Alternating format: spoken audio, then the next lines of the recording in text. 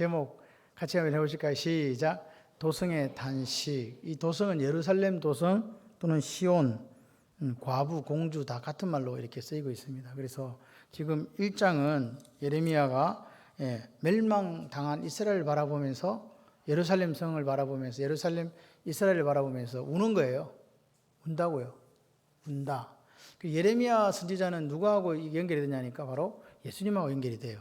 그죠? 예수님하고 연결이 되는데 성경에 보게 되면 예루살렘 이렇게 합니다. 예루살렘아, 예루살렘아 이렇게 부르시면서 예수님께서 이야기합니다.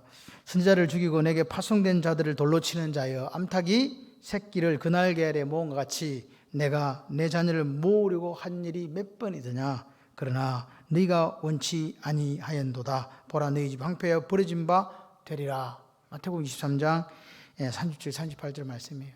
오늘 멸망당한 예루살렘을 보면서 우는 예레미야나, 오늘 예수님께서 예루살렘 입성하셔서 그 예루살렘의 그 모습을 보시면서 우신 거나, 예수님의 그 그림자 모형으로 예레미야를 보여주고 있다, 이렇게 생각하시면 되겠습니다. 오늘 우리가 12절부터 22절까지 봐요. 이 자유롭게 이렇게 앉아서 예배 드리는 것도 오늘이 마지막이에요. 내일부터는 또 무슨 또 이렇게 못 모이게 하고, 그리고 이제 뭐 20명만 모이라고 이렇게 해서 제가 이런 상황을 또 우리가 맞이합니다. 사람들은 예수님이 탄생하신 것에 대해서 아무런 자기들에게는 의미가 없죠. 우리한테는 중요하죠. 그분이 오셨길래 모든 사람이 사는 결과를 가져왔지만 아직도 하나님을 알지 못하는 사람들은 그것이 무엇인지도 모르고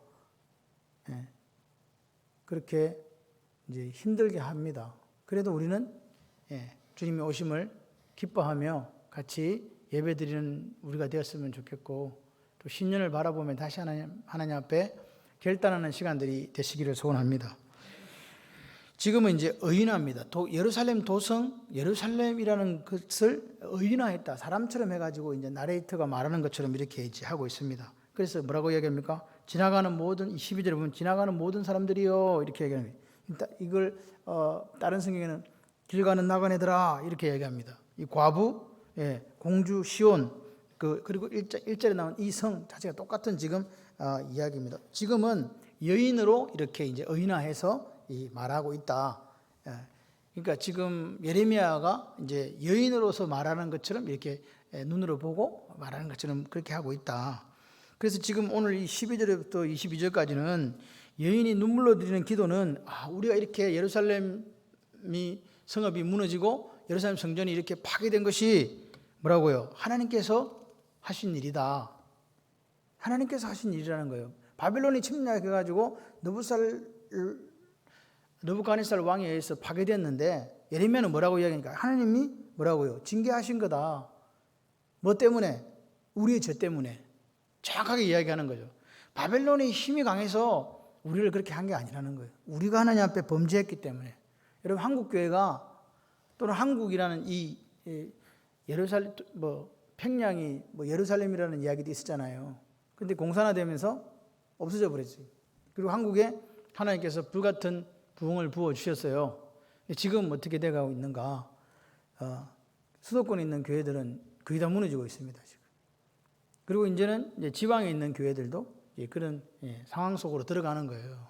그래서 우리가 이 부분에 대해서 만약에 우리 세대만 살고 끝나면 상관없어요. 우리 세대에 그냥 주님이 오시면 이렇게 하다가, 그런데 그걸 알 수가 있어야지. 그 시기와 그 때와 기한은 하나님의 소관에 두셨다고 성경은 이야기하잖아요. 몰라요. 그렇기 때문에 우리는 그날이 언젠지 모르기 때문에 오늘 하루를 행복하고 오늘 하루를 하나님께서 원하시는 삶, 기뻐하시는 삶을 살아내야 될 줄 믿습니다. 이 좁은 길을 우리가 걸어가는데 언제 이게 끝이 날지를 알 수가 없다는 거죠.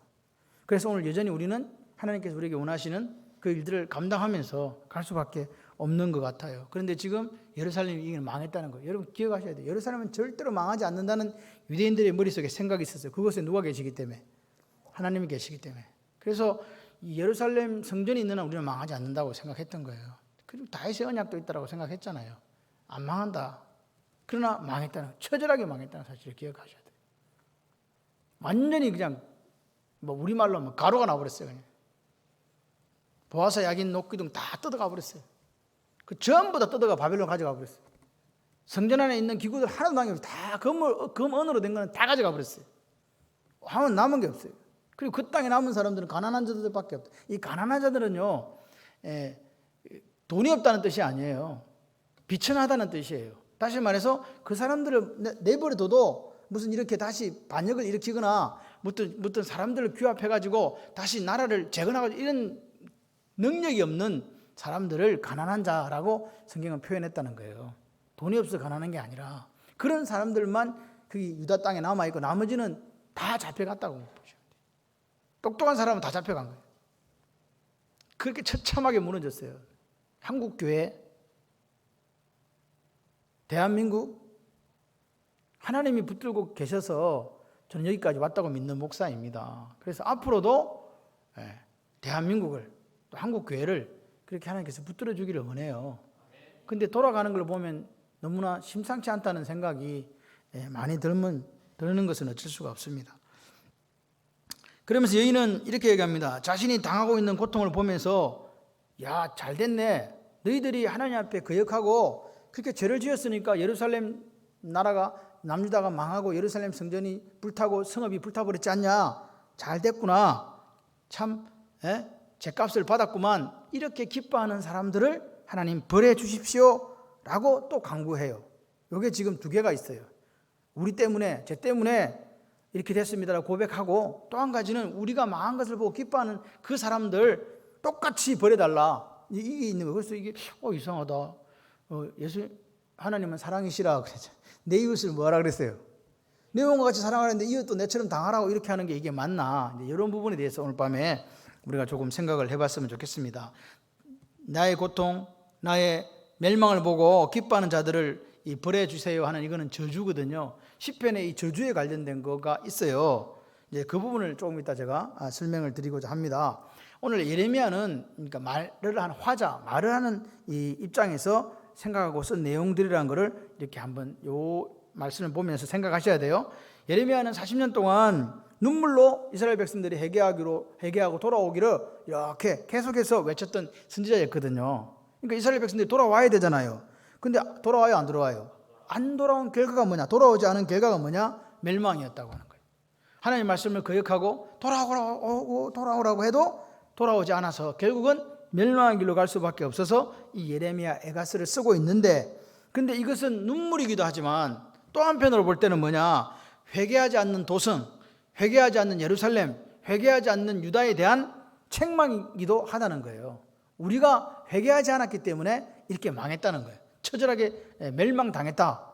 오늘 우리가 예루살렘, 아까 말씀드린 과부, 공주, 시온 이런 것들이 그럼 그게 누구냐 도대체? 여러분 지금 예루살렘이 어디입니까? 교회지 않습니까? 교회가 누굽니까? 나잖아요, 나. 그래서 오늘 이것이 1인칭이 되어서 우리에게 하나님께 들려주시는 말씀으로 들렸으면 좋겠습니다. 이 지금 12절 그리고 14절 12절에 보게 되면 뭐라고 하니까 시온의 멸망이, 예루살렘 멸망이 하나님의 징벌이라는 걸 정확하게 하고 있다. 12절에 보면 여호와께서 그렇게 이야기합니다. 14절에 보면 주께서 그렇게 이야기합니다. 15절에 보면 내 주께서 그렇게 합니다. 17절에 보게 되면 여호와께서 이렇게 이야기해요. 그러니까 여호와께서 예루살렘을 어떻게 했다? 진노하셔서 멸망시키셨다. 이렇게 이야기하는 거죠. 그리고 또 한 가지는 뭐냐? 그 멸망으로 인해서 어떻게 표현했냐니까 보면 외롭다라고 표현한 거. 16절에 보니까 원수들이 이김에 내 자녀들이 외롭다. 이 말은 외롭다라는 뜻이 아닙니다. 이게 처량하다. 하나님의 징계를 받아서 너무너무 외롭고 처량하다. 그 이야기를 지금 하는 거예요. 외롭다는 게 그냥 외롭네 이게 아니고 내 신세에 한탄하는 거예요. 완전히 고립무원이 되어서 누군가나 돌아봐 주는 사람도 없는 그런 상태가 되어버렸다. 근데 예루살렘이 과거에 어땠냐고요? 하나님의 영광이 가득한 곳이었잖아요. 하나님의 영광이 가득한 곳이었고 하나님이 살아계심을 보여주고 세상 사람들이 부러워하는 곳이었다고요. 예루살렘은 절대로 하나님이 계시기 때문에 예루살렘 도성은 멸망당하지 않는다고 다른 나라 사람들 쫓아도 이야기하던 그 도성이 무너졌다는 거예요. 절대로 무너질 수 없는. 그래서 보십시오. 외롭다는 말과 또 한 가지가 그러니까 위로해 줄 사람이 없다. 멸망당했는데 뭐 할 사람 없다? 예, 위로해 주는 사람이 없다. 보십시오. 16절에 보니까 16절에 내가 지금 울고 있는데 외롭다고 이야기하죠. 17절에 그러니까 내 생명을 회복시킬 자가 멀리 떠나버렸으니까 외롭잖아요. 그 다음에 17절에 보십시오. 17절에 위로할 자가 없다. 19절에 보십시오. 나를 사랑한 자들을 불렀으나 그들이 나를 속이고 도망가 버렸다. 21절에 보십시오. 나를 위로한 자가 없다. 계속 뭐라고요? 내가 이런 어려움을 당했는데 남들이 와서 힘들지. 어떻게 해서 그런 일을 당했어? 아이고 안 됐네. 이런 사람이 있다 없다? 없다는 거죠. 이게 지금 문제예요. 그러니까 사랑하는 자도 계속해서 위로해 주는 사람도 없고 나를 사랑했다고 했는데 그런 사람들조차도 가버렸다. 떠나버렸다 이 말입니다. 그런데 보십시오. 영광은커녕 멸망처절하게 하나님께 징계당해갖고 멸망당해 없어져 버렸고 사람들은 떠나버렸고 외롭고 처량하고 위로해 줄 사람도 없는데 오늘 뭐라고요? 그럼에도 불구하고 이 지금 여인은 뭐라고 하냐니까 18절에 이렇게 얘기하는 거예요. 여호와는 의로우시다. 그렇게 고백할 수밖에 없는 거예요. 내가 멸망당했는데 아무것도 남지 않았는데 하나님은 의로우십니다. 왜냐? 이게 내 죄 때문에 당하는 심판이라는 것을 이 화자가 알기 때문에 알고 있거든요. 왜 우리가 이렇게 됐는가? 그래서 그러면서 이제 21절 22절에 그들이 나와 같이 되게 해달라. 나처럼 멸망당하게 해달라 이 말입니다.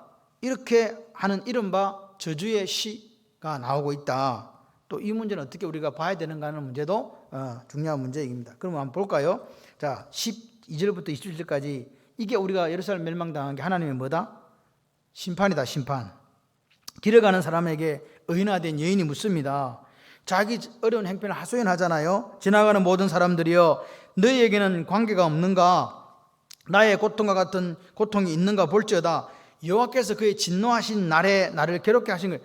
여호와께서 진노해서 멸망당했다 그 말입니다. 이 진노란 말이 아프거든요. 히브리어 아프인데 아프란 말이 콧구멍이에요. 콧구멍에 불났다 그러죠. 콧구멍에 불났어? 그게 무슨 말이에요? 너 화났지 그 말이거든. 왜 우리 그림 같은 보면 소가 이러면서 막 화가 나가지고 막 사람 이렇게 받으러 오는 그런 거 이렇게 만화 같은 거 표현하잖아요. 코에서 막 바람이 슉슉 나오면서 한 번도 못 보셨어요?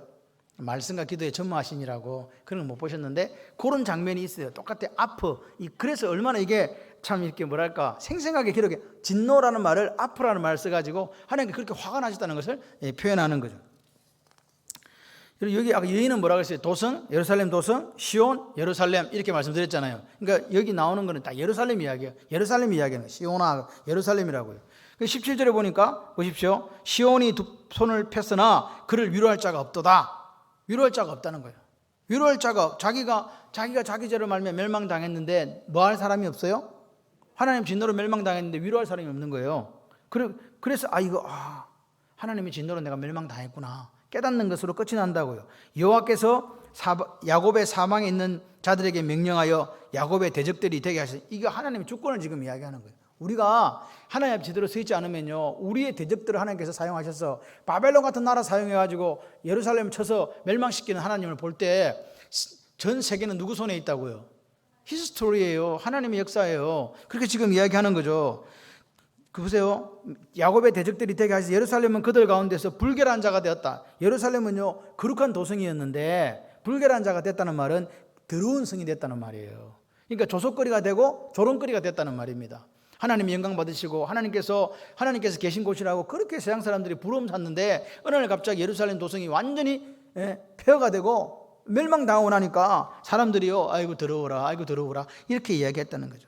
그러니까 지금요 이 여인은 이 시온은요 하나님께 징계받고 징벌을 받아가지고 지금 이렇게 멸망당한 것을 인정하기도 힘들고 힘든데 어렵고 힘든데 주변에서 뭐라고요? 아이고 꽃이다.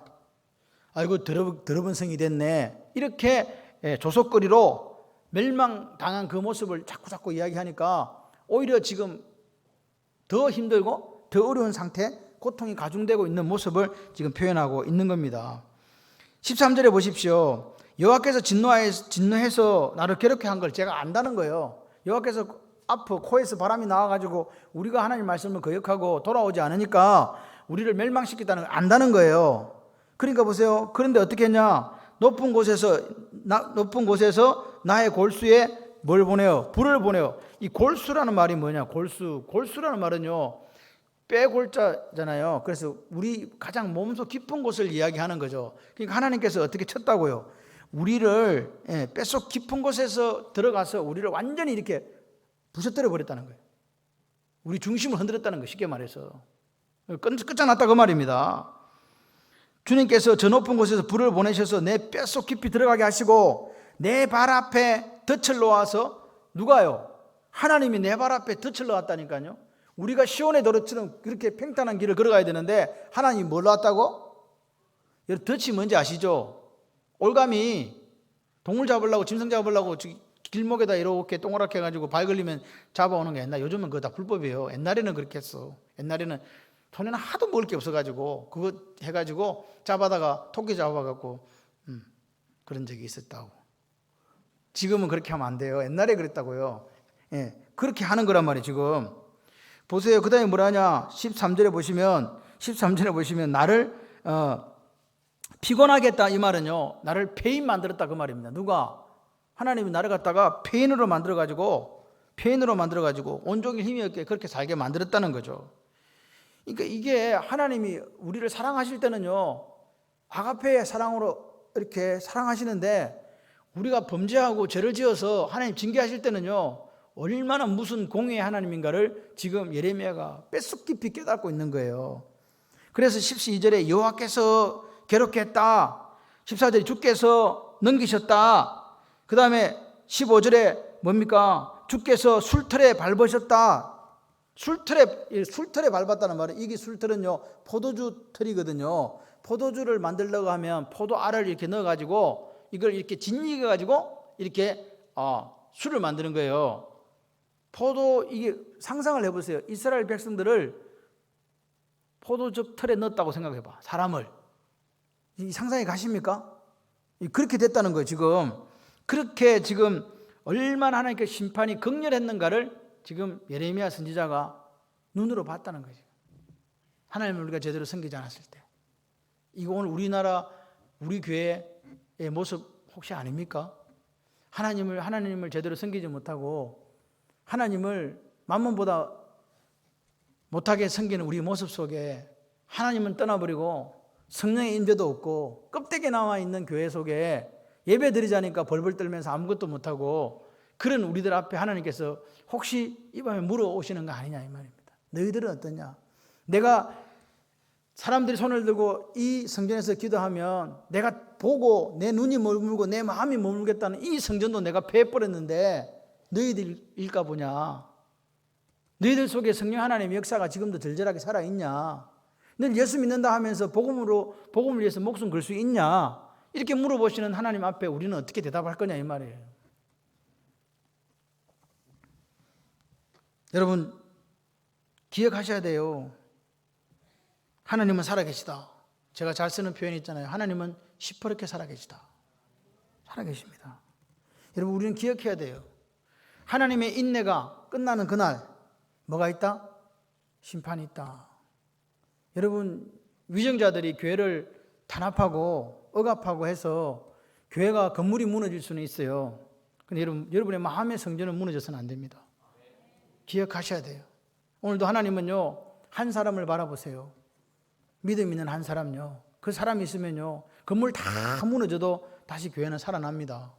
그걸 기억하셔야 돼요. 그런 사람들이 모여서 다시 하나님 나라를 이루어가는 거예요. 예레미야는 멸망해도요, 예루살렘 70년 뒤에 뭐 된다? 회복된다. 그러니까 이 예레미야 예가는 눈물이기도 하지만 나중에 가면요, 희망이기도 해요. 우리가 처절하게 하나님 앞에 범죄해서 이렇게 망했지만 다시 우리가 하나님 앞에 정결하게 돌아서면 하나님께서는 기억하신다. 그거 이야기해줘요. 여러분, 하나님은 죽은 신이 아니기 때문에 분명하게 죄에 대해 심판하신다. 이거 우리 머릿속에 각인해야 됩니다. 하나님은 사랑이에요. 분명합니다. 그런데 오늘 그 사랑의 하나님이 오늘 우리를 징계하시는 분으로 심판주로 나타나신다는 걸 기억해야 돼요. 그거 기억하지 않고 살면 우리는요, 어떻게 살까? 가만 생각해 교만해지고, 예? 방종에 빠지게 될 수밖에 없는 거 아닙니까? 여러분, 언젠가 우리 한국교회가 예배가 시들시들해지고 토요일 날 직장을 가지 않게 됨으로 인해서 주일이 무너지고 레저 천국이 되어서 하나님을 멀리 떠난 그 모습이 오늘 예루살렘, 멸망당한 예루살렘 모습과 닮아 있는 거 혹시 아닙니까? 그렇기 때문에 우리가 오늘이라 일컫는 동안에 매일 피차 권면하여 너희 중에 누구든지 죄의 유혹으로 완고하게 되지 않도록 하라. 아멘이십니까? 히브리 3장 13절 말씀입니다. 죄의 유혹으로 말미암아 우리가 완고해진다, 강팍해지지 않도록 해라는 겁니다. 그래서 오늘이라 일컫는 이 하루 믿음으로 살기를 원해요. 하나님이 기뻐하시는 결정을 하면서 살아가시기를 주님의 이름으로 축원합니다.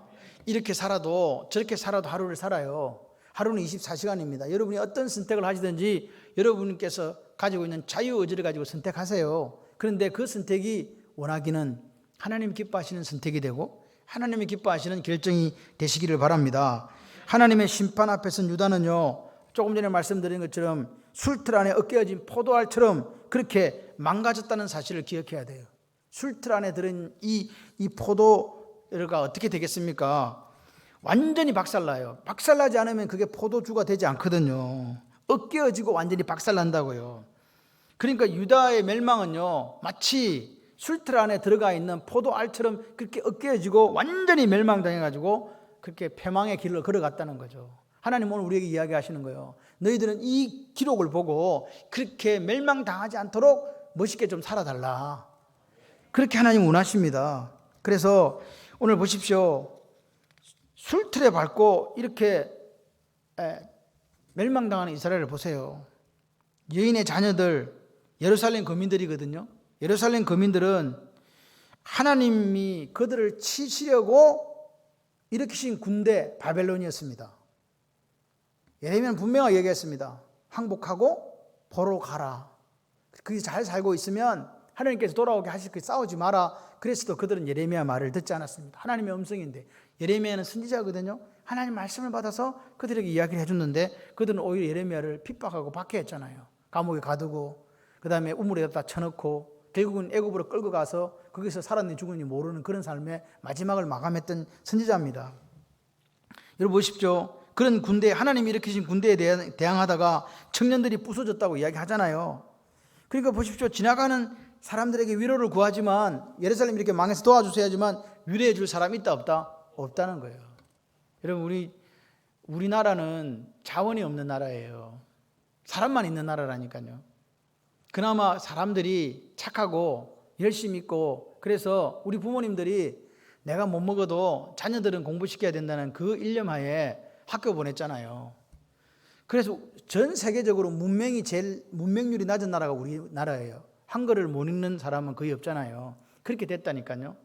그래서 어떻게든지 일을 해서 우리 아버지 세대들이 열사의 땅 중동에 가서 땀 흘리고 또 우리 아버지 세대들이 독일로 가고 광부로 간호사로 그렇게 해서 어찌 보면 나라가 아무것도 없는 그 가난한 나라, 전 세계에서 두 번째로 가난한 나라, 그 나라가 오늘 이렇게 됐답니다. 하나님의 은혜였습니다. 그리고 우리 선배들의 땀과 눈물이 여기 녹아 있는 거예요. 저는 이렇게 생각해요. 민주주의, 자유민주주의 좋고 어떤 주의도 다 좋아요. 그런데 중요한 것은 뭐냐? 우리도 여기서 끝까지 사는 건 아니잖아요. 우리도 지나간다고요. 지나간다는 말은 우리 밑에 있는 다음 세대로부터 잠시 빌려 쓰는 거예요. 이거 내게 아니라니까요. 진시황처럼 불로초를 찾아서 불로 장성할 수 있는 거 안 된다는 거 아시죠? 아무리 우리가 오래 살고 싶어도 하나님의 때가 있다는 걸 기억하면서 살았으면 좋겠어요. 여러분 영원한 것이 하나도 없습니다. 정권도 영원하지 않고요. 모든 것이 영원하지 않습니다. 영원하신 분은 딱 한 분밖에 없습니다. 여호와 하나님. 그 하나님 앞에 우리가 영원한 삶을 살기 위해서 오늘 이 땅의 삶이 하나님 보시기에 기뻐하는 삶이 되시기를 바랍니다. 예레미야 손이 어디로 지금 향합니까? 패망당한 유다, 그 슬픔과 비탄이 오늘 여기 그대로 지금 나오고 있는 거죠. 근데 여기 보시면 예레미야가 웁니다. 16절에 보니까 이로 말미암아 내가 운다. 내 눈에 눈물이 물같이 흘러내린다. 물같이 흘러내린다. 그냥 단순히 눈물이 조금 나는 게 아니에요. 조금 슬픈 게 아니라고요. 어떻게 슬프냐? 하염없이 눈물이 흘러가지고 얼굴을 적시고 그게 땅 위에 흘러내려서 땅이 적실 정도의 그 슬픔, 비탄, 애통이 예레미야에게 있는 거죠. 이게 예수님의 모습을 우리가 오버랩한다면 오늘도 죄악 속에서 얼룩진 우리를 바라보시면서 안타깝게 여기시는 예수 그리스도의 모습이 예레미야에게서 나타나는 거예요. 지금 예수님이 우리 대한민국 교회를 바라보고 성도라고 자칭하는 우리를 바라보면서 뭐라고 하실까? 그런 생각을 가끔씩 해봅니다. 나는 제대로 된 목사가 맞나? 나는 정말 복음을 위해서 목숨을 건 목사가 맞나? 우리 교회 성도들은 예수 복음을 위해서 목숨을 건 성도들이 맞는가? 그래서 하나님께서 우리를 바라보실 때에 칭찬하는 자들이 맞는가라는 고민이 되고 눈물이 돼요, 솔직히. 이렇게 가는 게 맞는가라는 그 고민을 하게 됩니다. 예레미야가 울었을 때 하나님의 반응이 어땠는지 보십시오. 예레미야가 그렇게 눈물이 흘러서 땅을 적셔도 하나님은 유다 백성의 죄에 대한 심판을 철회하지 않았습니다. 그걸 기억해야 돼요. 여러분, 엄마 아빠가 제일 힘들 때가 언제예요? 우리 아이들이 울 때잖아요. 아빠 엄마 앞에 와서 내 아들이 울어요, 내 딸이 울어요. 그러면 부모님들 어때요? 마음이 아프고 약해지죠. 그렇습니다. 근데 하나님은 사랑하는 자기 아들, 딸이 우는데 예외 없이 죄에 대해서 공의를 드러내신다는 사실이에요. 그렇게 우는데도, 예레미야가 그렇게 우는데도. 그러니까 하나님은 공평하십니다. 공의로운 하나님이십니다. 동시에 기억하셔야 돼요. 하나님은요, 아가페의 하나님이세요. 따뜻하게 우리를 위로하시고 우리 아픔을 함께 하시는 하나님이라는 사실을 예레미야는 알았어요. 그래서 오늘 예레미야는요, 이 선민인 유다의 죄악, 그리고 하나님께 순종하지 못함으로 인한 심판을 예언하기 전에 그 이스라엘 백성들을 향한 따뜻한 마음, 긍휼히 여기는 이 마음을 같이 갖고 있는 거예요. 너희들 이렇게 하면 심판당한다, 이 말만 한 게 아니고 그 마음속에 이스라엘 백성들을 바라보는 그 사랑의 마음이, 불쌍히 여기는 마음을 동시에 갖고 있었던 거예요. 그래서 예수님의 모델이라고 지금 하는 거예요. 이 예레미야 선지자를. 예레미야 선지자는 구약의 선지자입니다. 그럼에도 불구하고 예레미야는요, 유다 민족만을 생각한 게 아니에요. 이방인들의 심판을 예언할 때도 역시 그들에 대해서 긍휼의 마음, 사랑의 마음을 그대로 품고 있다는 사실을 우리는 기억해야 됩니다. 다시 말해서 우리가 못나서, 우리가 죄악에 빠져서 연약해서 그렇게 예루살렘처럼 유다처럼 범죄했을 때 심판할 수밖에 없는 공의로운 하나님이시지만 하나님이 우리를 살리시려고 그분의 독생자를, 예수 그리스도를 예비했다는 사실을 기억하셔야 돼요. 그리고 예수님을 십자가에서 죽도록 내버려 두신 분이 하나님이십니다. 누구를 위해서?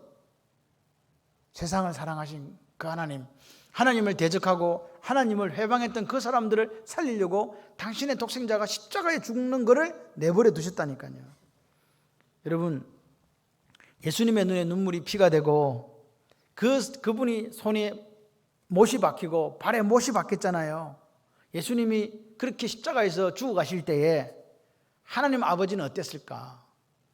패션 오브 크라이스트에 보게 되면요, 저는 맨 처음에 그 장면이 무슨 장면인지 몰랐어요. 예수님께서 이렇게 십자가에 달려서 고개를 이렇게 떨구실 때 하늘에서 물이 한 방울이 이렇게 떨어지는 거예요. 그리고 막 비가 내려요. 비가 내려요. 그래서 저게 뭘까? 뭐겠어요? 뭐겠어요? 하나님의 눈물입니다. 하나님이 당신의 아들을, 우리를 살리기 십자가에 못 박았지만 당신의 아들이 죽으실 때 그분 역시 아버지로서 통곡할 수밖에 없는 눈물이 있었다는 거죠. 그러니까 오늘 우리에게, 오늘 하나님 말씀하시는 거예요. 너에게 예레미야의 그 긍휼의 마음이 있냐? 너 정말로 이 시대를 살아가면서 예수님처럼 그렇게 예루살렘을 보고 오시던 그 마음이 있냐고 물어보는 거죠. 정말로 우리가 이 나라와 이 민족을 위해서 울고 있는가? 그렇게 하나님은 물어보시는 거예요. 오늘 이 밤에 그리고 또한 우리가 긍휼히 여겨야 되고 불쌍히 여겨야 되는 영혼이 누구냐고 물어보시는 거예요. 여러분 주위에. 그죠? 누구일까요? 여러분 한번 생각해 보세요. 지금 16절 한번 보시면 나를 위로하고 생명을 회복시켜 줄 자가 멀리 떠났다. 이 말은 무슨 말이냐? 하나님이 나를 철저하게 버렸다는 깨달음이에요. 나를 위로하고 생명을 회복시켜 줄 하나님이 나를 떠나버렸다는 거죠. 그래서 눈물이 물같이 흘러내리잖아요. 외롭고 처량하고 위로할 자가 없다는 거예요. 그런 생각이 자꾸 16, 17, 21절에 계속돼요. 그러면서도 예레미야는 이야기하는 거예요. 여호와는 어려우시다. 우리가 이렇게 멸망당해도 하나님은 어려우시다고요.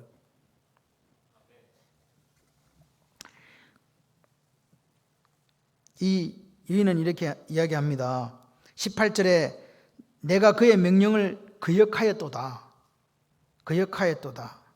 명령은 히브리어로 페라는 말인데요. 커맨드먼트라고 하게 되고 이 페라는 자체가 이 입이에요. 입. 하나님이 입에서 나오는 말씀을 지금 이야기하는 거예요. 그래서 히브리 사람들은 제가 볼 때 참 이 표현을 멋있게 써요. 율법이라는 것도 쓰지만 이게 명령이라는 하나님의 입에서 나오는 거 그게 말씀이잖아요. 그 이야기를 하는 거예요. 그래서 명령을 거역한 사실을 다시 기억하는 거죠. 그로 인해서 처녀들과 청년이 사로잡혀 이게 무슨 말입니까? 처녀와 청년이 사로잡혀 가버렸다. 여기 예레미야서에 보게 되면 총 잡혀간 사람이 약 18,000명 정도 숫자가 18,000명 남녀노소가 잡혀갔다고 이야기해요. 18,000명 예루살렘에 사는 18,000명 잡혀갔는데 처녀하고 처녀 총각 잡혀가면 어떻게 돼요? 예? 처녀 총각이 잡혀가면 아를 누가 낳아? 결혼을 해서 이세가 있어야 그 나라에 미래가 있는 거잖아요. 근데 처녀 총각이 잡혀갔으니까 다시 말해서 예루살렘의 미래가 없어져 버린 거예요. 지금 멸망당한 것도 지금 문제인데 뭐까지 당했다 지금? 전혀 총각이 없는 거 이제 땅에 남아있지 않는 거예요. 다 잡혀가고. 그리고 19절에 보시게 되면 주변 벗들에게 자기들의 동지들에게 도움을 청했지만 그들마저 여인을 배신했다. 19절에 내가 내 사랑하는 자들을 불렀으나 그들은 나를 속였다. 이 말이 무슨 말이냐? 라마라는 말인데 나를 속였다는 거죠. 이게 무슨 말일까? 사랑하는 자는요, 그 당시에 반바벨론 동맹이 있었어요. 바벨론하고 싸우자. 그래서 누구누구 붙었냐니까 모압, 암몬, 에돔이 이스라엘하고 유다하고 동맹을 한 거예요. 그랬는데 실제적으로 전쟁이 일어나니까 어느 편에 붙어버렸어? 바벨론 편에 붙어가지고 싸움을 한 거죠. 이렇게 됐다는 거죠. 그리고 보세요. 거기다가 제사장들과 장로들은 그들의 목숨을 회복시킬 그들의 양식을 구하다가 성 가운데서 기절했다. 이게 가와라는 말인데요. 영어로는 페리시예요. 살았다는 말이에요. 죽었다는 말이에요. 기절한 게 그냥 꼴까닥 기절한 게 아니고 숨을 거두다 끊어지다는 구하다가 없으니까 어떻게 했다고요? 막 죽자 이렇게 됐다 이 말입니다. 그러니까 이게 보세요. 제사장들과 장로들이라는 것은 백성의 지도자잖아요. 지도자들도 먹을 것을 구했는데 있어 없어? 없어가고 죽어. 그럼 백성들은 오죽하겠냐 그 말입니다. 먹을 게 하나도 없다는 거죠. 다 죽는다 이 말입니다. 예루살렘 거리에 보시면 뭐냐니까 밖에서는 20절에 보십시오. 밖에서는 칼이 내 아들을 빼앗아가고 집 안에서는 죽음 같은 것이 있나이다. 이 말은 무슨 말이냐? 거리에는 약탈이 지금 전쟁이 일어나고 난 뒤에 예루살렘 성이 무너지고 성전이 불태워지고 완전히 파괴되고 난 뒤에 예루살렘 거리에 약탈이 자행되고 집안에는 죽음이 가득하다는 이야기입니다. 전쟁에 뒤에 일어난 일들을 아시죠? 이 예루살렘이 함락되고 나서 바로 불탄 게 아닙니다. 실제적으로는 주전 586년에 이게 함락이 4월 9일에 함락이 되었는데 예루살렘이 불탄 거는 5월 7일에 불탄 거죠. 그러니까 4월 5월 한 달 정도가 기간이 있었던 거예요. 그 한 달 동안 뭐 한다고요? 지금 제 말씀을 이해되십니까? 정복자들이 들어와서 한 달 동안 약탈하는 거예요. 그리고 나서 확 그냥 다 불사질러 가지고 어떻게 해요? 성전을 무너뜨려 버리고 예루살렘도 완전히 허물어 버리는 그렇게 했다 그 말입니다. 주님 이렇게 합니다. 20절을 세 번역으로 제가 한번 읽어 드릴까요? 주님 나의 절망을 살펴주십시오. 애간장이 다 녹습니다. 내가 주님을 얼마나 자주 거역하였던가를 생각하면 심장이 자주 터질 것 같이 아픕니다. 거리에는 칼의 살육이 있고 집안에는 사망이 있습니다. 이렇게 예레미야가 고백한 거예요. 이 고백이요, 너무 가슴 아픈 거는 뭐예요? 기차 떠났다. 버스 떠나고 나면 손은 들어도 온다 안 온다? 여러분, 그래서 여러분, 우리가 멸망당하기 전에 하나님께서 원하시는 삶을 살아내지 못하면 이런 떼어준 후회를 할 수밖에 없는 비통의 시를 쓸 수밖에 없는 거죠. 나라 얻고 난 뒤에, 교회 얻고 난 뒤에 우리가 뭐 울어본들 무슨 소용이 있냐고요. 여러분, 우리가 언제 예배에 사람 숫자를 제한한 적이 있었습니까? 우리는 자유롭게 살았잖아요. 근데 어느 날부터는 이제는 예배 숫자를 제한하네. 예배를 아예 못 드리게 하네. 지금 서울 수도권은 2월 달부터 지금까지 예배를 제대로 못 드려요. 그런 상황입니다. 여러분, 예배를 못 드린다니까 그냥 못 드리는가 보다, 이게 아닙니다. 교회의 존속 유무가 지금 달려있는 상황. 1년 동안을 예배를 안 드렸다고 생각해 보세요. 교회가 어떻게 됐겠는가. 제가 말씀을 드렸죠. 상가에 있는 교회는 흔적도 없이 사라졌고, 건물을 가지고 그나마 교인 숫자가 조금 있는 교회들은 어렵게 버티고 있지만, 교회가 재정적으로 힘든 교회들은요, 다 경매에 나갔어요. 그런 상황입니다. 그만큼 어렵고 힘든 상황. 어찌 보면 지방은 조금 덜한 게, 이게 지금 심각하지 않아서 지자체장들이 그렇게 강하게는 하지 않거든요. 그런데 이제 생각을 해보세요. 지방은 교회도 없어. 그리고 지방은 교회 크다고 해봤자 서울에 있는 중형교회보다 작아. 우리 창원의 제일 큰 교회가 4,000명이 안 돼요. 서울에서 오신 분들 아시죠? 4,000명이면 서울의 교회가 어떤 교회인지. 그런 교회는 손가락으로 세도 수도 없이 셀 수 있어요. 근데 여기는 손가락으로 세도 안 나와. 그러니까 서울에 있는 교회가 문 닫으면 지방에 있는 교회들은요, 있으나 많아요. 우리 교회가 뭐 의미가 없다는 이야기가 아니라 그렇다 이 말입니다. 그래서 우리는 기도해야 돼요. 그렇게 되지 않도록. 21절 22절을 우리가 한번 이제 마지막으로 살펴보겠습니다. 1장에는요 무슨 말이 주로 이루냐니까 아무도 위로할 자가 없다, 이 말을 5번 사용해요. 그리고 내가 너무 처량하다는 것을 숫자를 이렇게 계속해서 이야기해요. 2절이나 9절, 16절, 17절, 21절 이렇게 이야기합니다. 그러니까 이 여인이, 다시 말해 예루살렘이, 이 예루살렘 도성이 가장 견디기 힘든 게 뭐예요? 멸망당했는데 모든 사람한테도 버림받아서 외톨이 됐다는 거예요. 이거 지금 이야기한다니까요. 그래서 이 상황에서 이 여인이 뭐라고 이야기하냐니까, 주여 저들도 나와 같은 신세가 되게 해 주십시오. 다시 말해서 뭐예요? 쟤들도 나처럼 뭐 당하라? 멸망당해야 됩니다. 왜? 저들도 하나님 거역하잖아요. 이 이야기 지금 하는 거죠. 여인이 기도를 통해서 뭐라고 이야기하니까, 하나님이 우리를 심판하신 대로, 그 기준대로 원수들에게도 그렇게 심판해 주기를 요청합니다. 이게 21절 22절이에요 그런데 자 보세요. 이게 저주의 시편이거든요. 이거는 시편 35편과 저주 시편이 두 개가 대표적인데 109편이 그래요. 이런 저주가 저들에게도 똑같이 내려주기를 원합니다. 그러나 아까 전에 말씀드린 것처럼 예수님은 우리가 원수를 사랑하라고 하셨잖아요. 내 이웃을 내 몸과 같이 사랑하라고 하셨잖아요. 이거하고 지금 상치된다. 다시 말해서 두 개가 이렇게 부딪히는 거, 이게 맞지가 않는 거예요. 그렇죠? 그렇게 했을 때 우리는 이걸 어떻게 믿는 사람으로서 생각할 것인가, 두 가지 측면에서 생각해 봤으면 좋겠어요. 첫 번째는 뭐냐? 왜 하나님께서 이런 저주의 시편들을 버젓이 정경 66권 안에 포함시켜 놨을까? 그리고 왜 이걸 우리가 읽게 하실까? 이런 거 빼버리면 좋잖아요. 그러면 저주할 일도 없지. 근데 왜 저주의 시편을? 다시 말해서 성경은요, 우리가 이런 사람이라는 거예요. 우리가 이 정도밖에 수준이 안 되는 사람이라는 거예요. 사람은요, 감정이 있어요, 없어요? 사람은 감정의 동물이잖아요. 감정 없으세요? 찔려도 피도 한 방울 안 나와? 눈물도 나고 콧물도 나고 그렇게 하잖아요. 그리고 상한 심령이 있어요, 없어요? 있잖아요.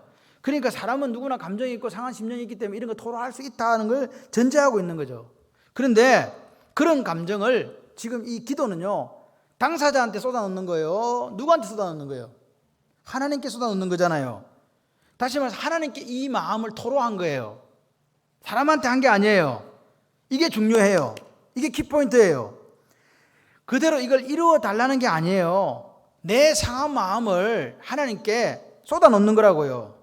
하나님은 이 저주의 시편을 통해서 우리에게 뭐라고 이야기하시냐? 너희들도 그렇게 기도할 수 있다고 말씀하시는 거예요. 생각을 해보세요. 만약 이런 내용을 내가 예를 들어서 앞에 우리 김성근 장로님 계시니까 김성근 장로님이 쏟아부었다. 그럼 어떻게 되겠어요? 예를 들어서 그러면 또 원수 되겠지. 그잖아요. 그래서 하나님 앞에 이 일에 대해 이런 상한 마음을 토로하는 일이 뭐냐? 하나님 말씀하는 게 그게 네가 회복되고 네가 나한테 이야기하는 게 그게 치유받는 길이다 말씀하시는 거라고요. 아멘이십니까? 그러니까 오늘 저주의 시편 35편이라든지 109편이라든지 오늘 나오는 이 21절 22절은 상대방하고 그렇게 하라는 게 아니에요. 누구한테? 하나님은 내 상한 심령을 드러내면서 하나님 이렇게 해도 된단 말이에요. 그건 하나님께만 하는 거니까 남들이 듣지도 않아. 그럴 때 하나님께서 나를 치유하시고 회복하셔서 다시 이웃을 사랑할 수 있는 사람으로 만들어주신다. 말씀 마무리합니다. 하나님은 사랑입니다. 하나님은 오래 참습니다. 근데 무한정의 시간은 아닙니다. 기억하셔야 돼요. 하나님의 심판은 반드시 찾아와요. 그래서 오늘 하나님 우리에게 오늘을 주셨잖아요. 이게 왜 주셨냐 생각해 보면 그런 심판을 시간을 준비할 수 있는 기회다 이 말입니다. 심판이 있을 것인데 그걸 준비하는 시간이다. 예레미야 선지자가 40년 동안 선지자 역할을 하면서 부르짖으면서 돌아오라고 그렇게 주어진 시간들이 이스라엘 백성들에게는 그게 무슨 시간이었다고요? 회복의 시간이고 기회였는데 그 기회를 선용하지 못했다는 말입니다. 그렇기 때문에 우리는 오늘이라 일컫는 이 오늘을 잘 사셔야 돼요. 사시기를 바랍니다. 여러분 후회는 아무리 빨리 해도 때가 늦은 거예요. 소외양간 읽고 소 읽고 외양간 고칠 수는 없잖아요. 소를 읽지 않아야 돼요. 외양간도 필요한 거죠. 우리가 예배를 회복하고 기도를 회복하고 이 나라 조국 교회가 든든히 서 있어야